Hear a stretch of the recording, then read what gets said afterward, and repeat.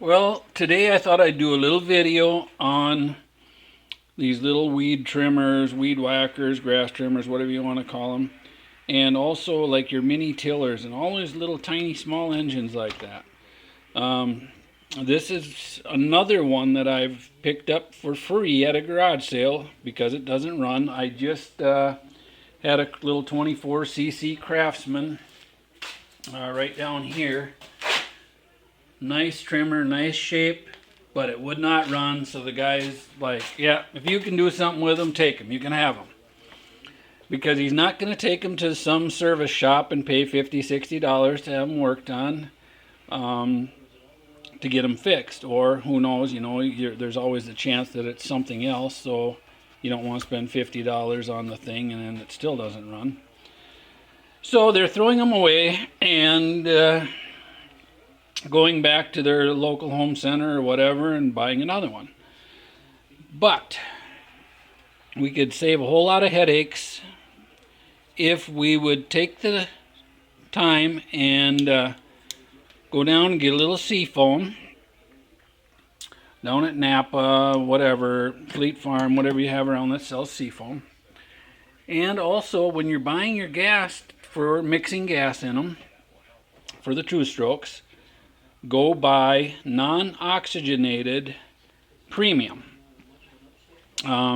because it does not have ethanol in it.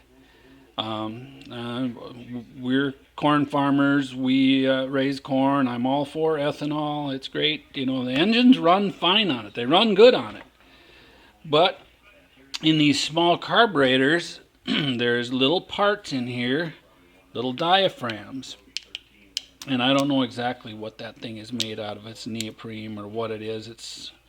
But ethanol and these little rubber parts do not get along at all.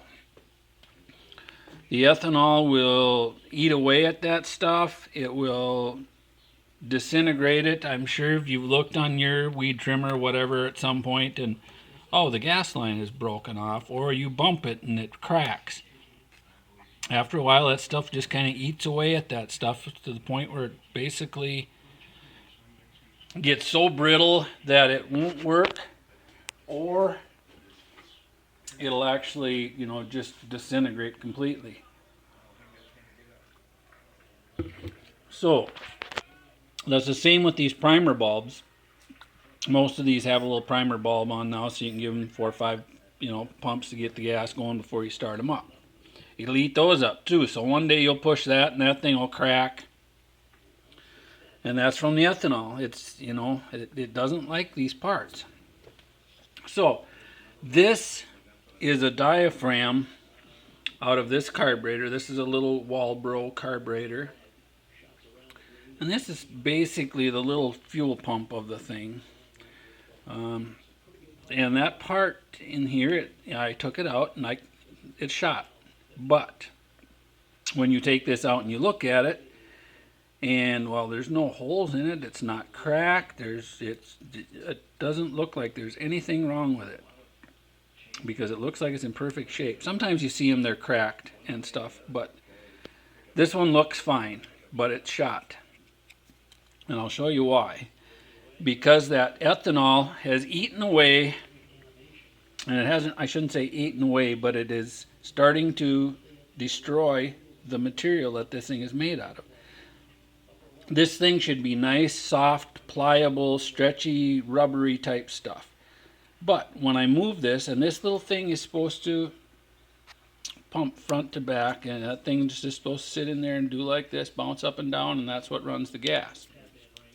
But listen, when I move this one, it has gotten so dried out from that ethanol that listen to it when I move it. It just clicks. It is so brittle. And that is not going to work. So it's going to have to be replaced. So we're going to go through the carburetor. We're going to replace the diaphragms and the gaskets. We're going to go through it and clean the whole thing, because that old ethanol and old gas in general, if it gets real old, especially two-stroke gas, where you have oil mixed in it, After time, that gas just kind of dries out in there, and it gets a varnish to it. It almost turns to varnish. And these little jets in there and the holes are very small. And if you plug them up, well, it's not going to work. So we have to clean all that. And we're going to replace this primer bulb at the same time, because that primer bulb, as you can see, is pretty orange colored. And that's caught because it's starting to disintegrate. Here's a new one. That's what a new one looks like. And that's what this one should look like, but you can see what it's done to it. So we're going to replace that. We're going to put a carb kit in it, replace the diaphragms, give it a good cleaning, and it should work. So do yourself a favor, spend the extra 60 cents or whatever it is to buy non-oxygenated premium. Put a shot of seafoam in there.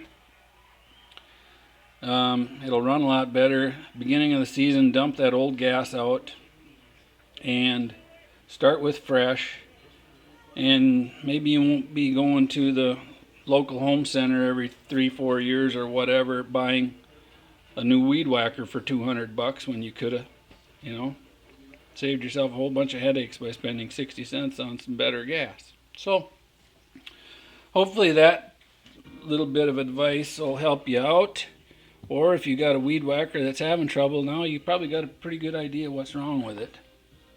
Also, these have little adjusting screws on the sides of the carburetors. One is for the high speed, one is for the low speed.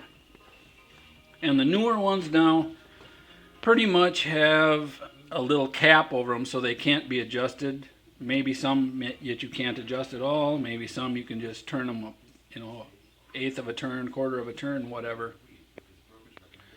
Because I see a lot of these where guys have taken and they're trying to get them to run better because they're plugging up and there's actual mechanical problems in the carburetor that they're trying to fix by adjusting on these screws, and it's not going to solve the problem. But at the same time, they come out and give this a quarter turn, half a turn. These require very minimal adjustment. A quarter turn is a lot of adjustment on one of these. So what I see a lot of them when I get them here and I start finding my base setting should be probably 1 turn out to 1 1/4 turns out on each of them. Pretty close to that. It's a good starting point. But I get some of them that are screwed out 3 turns, 4 turns. Well, they've adjusted on them, trying to get it to run better. Well, they crank it out so far that the thing finally quits on them, and they're just, now they can't get it running anymore. So, well, it's off to the home center to buy a new weed whacker. So that's why a lot of them come with those caps now, is to prevent guys from shooting themselves in the foot by making their own adjustments when they're trying to correct a problem, but they're actually creating a problem, So that's a little bit on weed trimmers. Buy good gas, keep fresh gas in it, use non-oxygenated premium gas in them.